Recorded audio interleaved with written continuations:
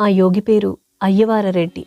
పాకనాటి కాపుకు చెందిన ఆయన చిన్నతనంలో ఆవులు మేపటానికి ప్రతిరోజు ఆ గ్రామ సమీపంలో ఉన్న కొండకు పోయేవారట. అలా ఆవులను కాస్తుండగా ఆ ఆవులలో ఒక ఆవు మాత్రం సాయంత్రం వరకు మందలోనే తిరుగుతూ సాయంత్రం ఆవులన్నీ తిరిగి వచ్చేటప్పుడు కనిపించకుండా పోయి రాత్రిపూట ఎక్కడికో వెళ్లి తిరిగి ఉదయం మందలోకి కలుసుకునేదట.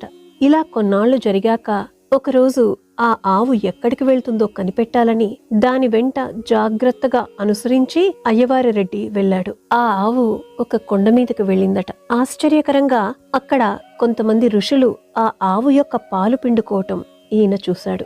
అదే సమయంలో ఆ ఋషులు కూడా ఈయనను చూచి దగ్గరకు పిలిచి నోరు తెరవమని నాలుక మీద ఏదో వ్రాసారట. అంతే. అప్పటి నుండి ఆయన ఆవులను మేపటం మానేసి నిరంతరం ధ్యాన నిమగ్నులై ఉండేవారట. ఇప్పుడు అక్కడ ఉన్న